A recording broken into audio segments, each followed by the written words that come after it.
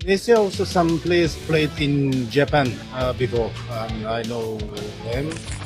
Sampai konsul ke Haji Moriyasu untuk kalahkan Indo, pelatih Kamboja asal Jepang ini spill omongan Moriyasu. Mereka lemah kalau dipuji. Kapten Kamboja merasa ditipu Indo. Kok mainnya di stadion kecil? Kenapa nggak di GBK?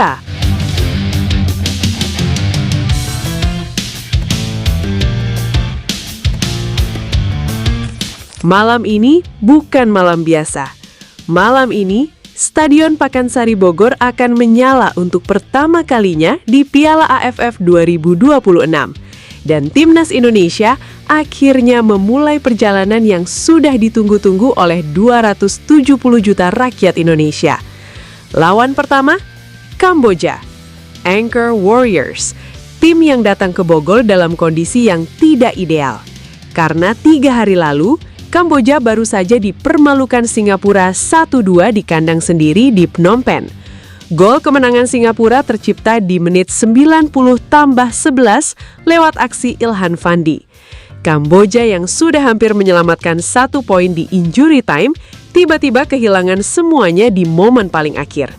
Menyakitkan. Dan mereka langsung harus terbang ke Indonesia untuk menghadapi tim yang jauh lebih kuat hanya 3 hari kemudian. Tapi sebelum kita masuk ke analisis laga malam ini, ada cerita menarik dari balik layar yang sudah beredar dan langsung bikin semua orang tidak bisa menahan tawa. Kogi Gyotoku, pelatih Kamboja asal Jepang yang sudah berkarir panjang di Asia, disebut-sebut melakukan sesuatu yang tidak terduga dalam persiapan timnya menjelang Piala AFF 2026 ini. Dia menghubungi Hajime Moriyasu, pelatih Timnas Jepang, Samurai Blue, tim yang ada di level yang sama sekali berbeda dari Kamboja. Dan Gyotoku disebut-sebut meminta pendapat Moriyasu soal cara terbaik menghadapi Indonesia. Koneksi sesama Jepang, sesama pelatih yang memahami sepak bola Asia.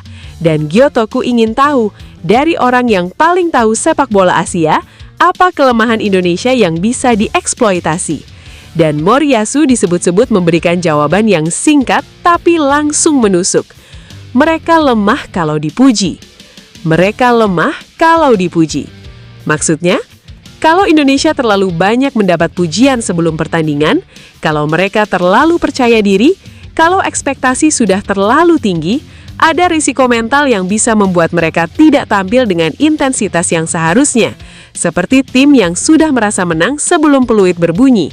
Dan kalau kita jujur, ada benarnya juga. Sebulan Teci di Bali dengan segala pujian yang mengalir, exposure internasional yang belum pernah ada sebelumnya, 150 broadcaster dari seluruh dunia menyiarkan, seluruh media Indonesia menulis bahwa ini skuad terkuat sepanjang sejarah, semua orang yakin Indonesia juara. Itu adalah tekanan yang tidak ringan, dan Gyotoku rupanya ingin memanfaatkan celah psikologis itu.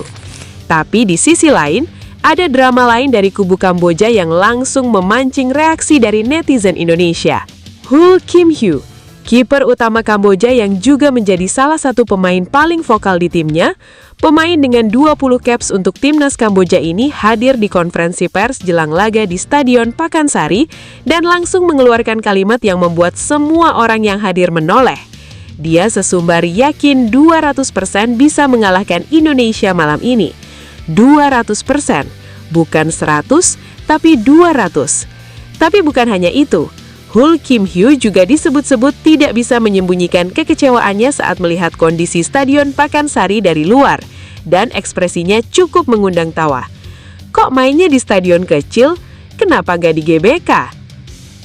Kenapa nggak di GBK? Indonesia memang memilih Pakansari sebagai kandang untuk Piala AFF 2026 ini. Bukan SUGBK yang kapasitasnya hampir 80.000 penonton, tapi Pakansari yang kapasitasnya sekitar 30.000.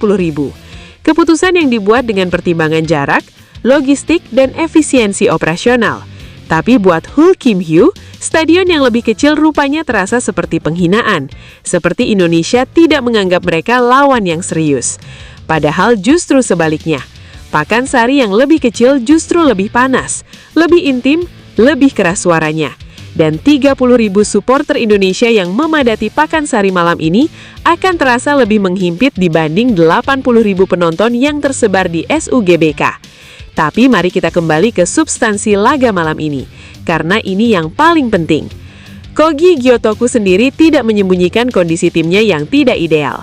Di konferensi pers, dia mengakui secara belak-belakan bahwa waktu persiapan timnya sangat terbatas. Hanya 2 hari jeda dari laga Singapura ke laga Indonesia. Tidak cukup untuk evaluasi mendalam, tidak cukup untuk recovery fisik yang sempurna. Kami tidak memiliki banyak waktu untuk bersiap menghadapi Indonesia, kata Gyotoku dengan jujur. Dan itu sudah cukup menggambarkan situasi Kamboja malam ini.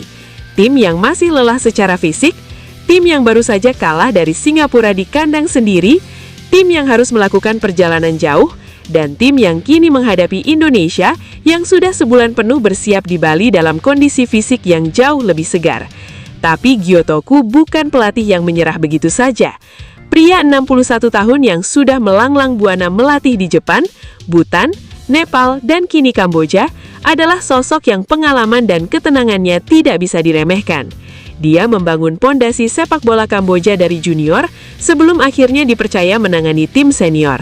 Dan untuk Piala AFF 2026 ini, Gyotoku membawa beberapa senjata yang menarik. Yudai Ogawa dan Alisher Mirzaev di lini tengah, Sieng Chantea dan Abdel Kadir Koulibaly di lini depan. Ditambah Iago Bento Fernandes, winger naturalisasi kelahiran Brasil yang sudah lama berkarir di Liga Kamboja. Bahkan Kamboja punya 10 pemain kelahiran luar negeri yang sudah jadi warga negara Kamboja. Mereka juga punya program naturalisasi. Hanya saja skalanya jauh berbeda dengan Indonesia. Sementara Indonesia malam ini diprediksi tampil dengan formasi 3-4-2-1 yang sudah menjadi ciri khas Herr Janman. Nadeo Argawinata di bawah Mister, Sandy Walsh, Rizky Ridho dan Justin Hubner di lini belakang, Eliano Reinders, Tom Haye, Ivar Jenner, dan Doni Tripamungkas di lini tengah. Marcelino Ferdinand dan Beckham Putra sebagai shadow striker, dan Ragnar Oratmangonan sebagai ujung tombak.